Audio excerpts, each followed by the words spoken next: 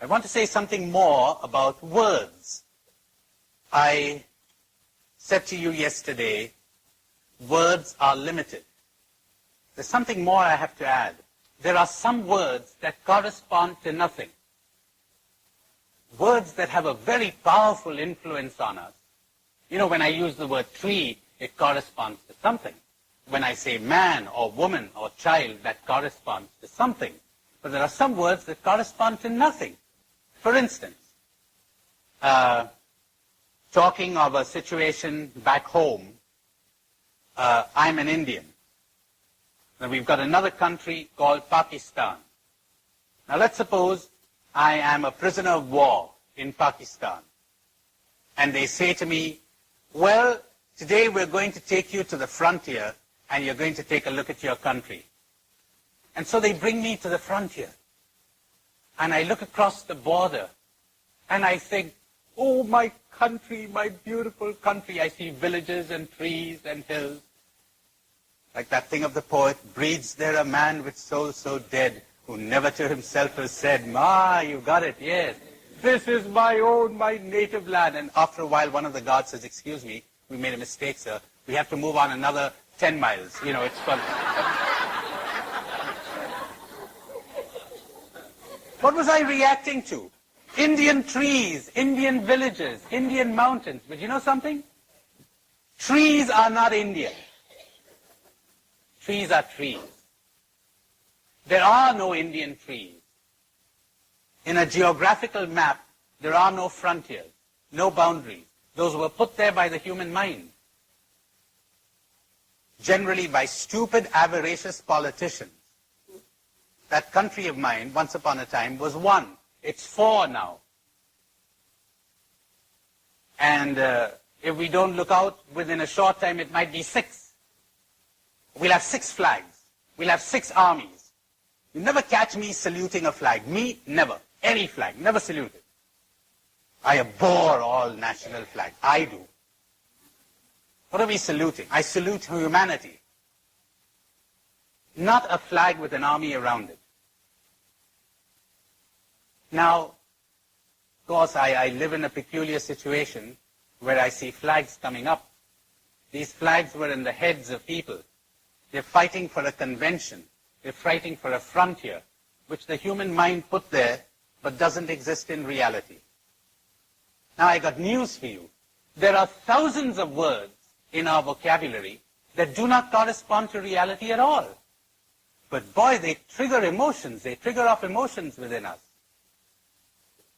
And we begin to see things which are not there. We actually see Indian mountains, but they don't exist. And we actually see Indian people, what do you know, they don't exist. They really don't.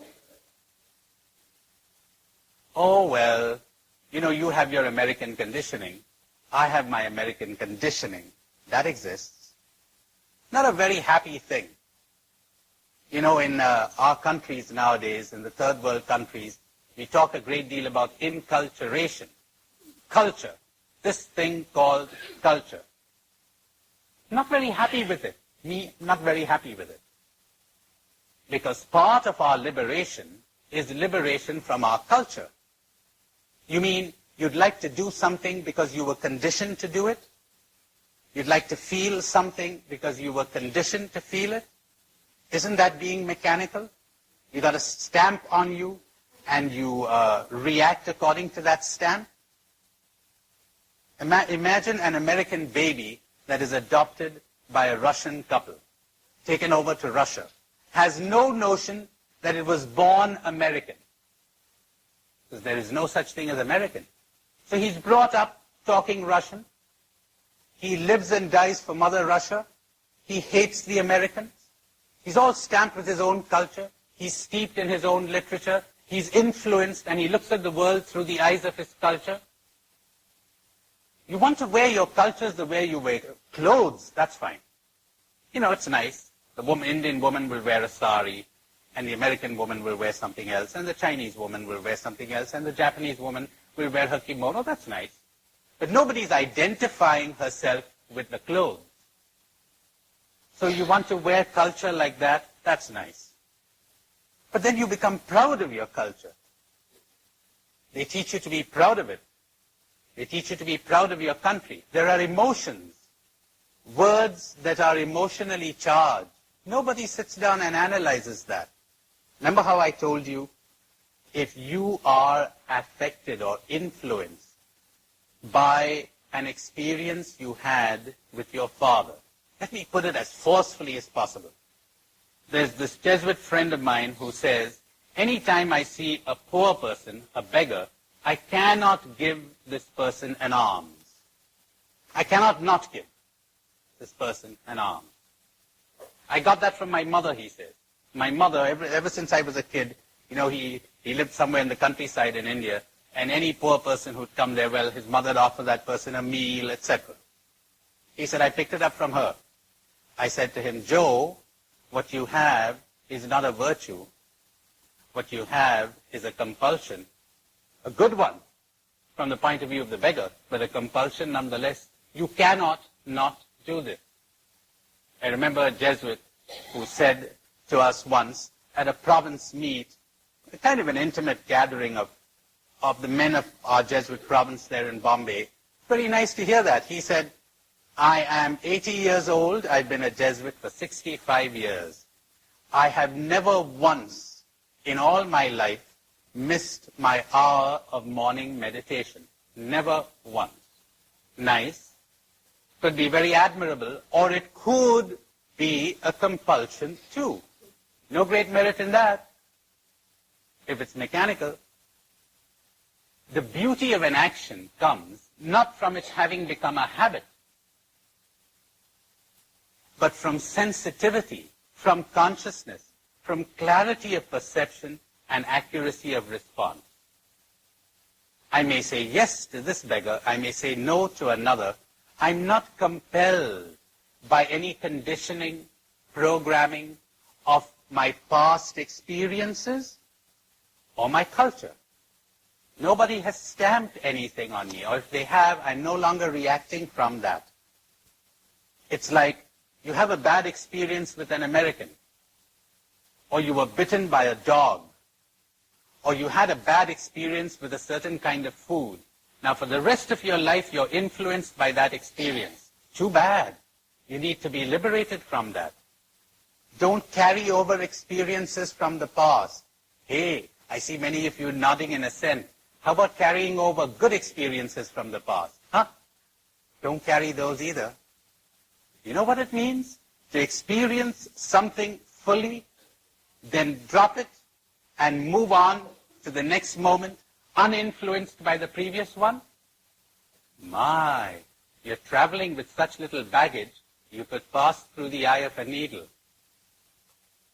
Now you will know what eternal life is, because eternal life is now, in the timeless now. Only thus will you enter eternal life. But how many things we carry with us. And we never set about the task of freeing ourselves, of dropping the baggage, of being ourselves. And I'm so sorry to say that everywhere I go, I find Muslims who are using their religion and their worship and their Quran to distract themselves from this task. Instead of serving as a help, serves as a distraction. And the same applies to Hindus and you know who else.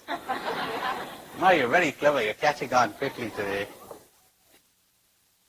Can you imagine a human being who is no longer influenced by words, who is only affected by reality?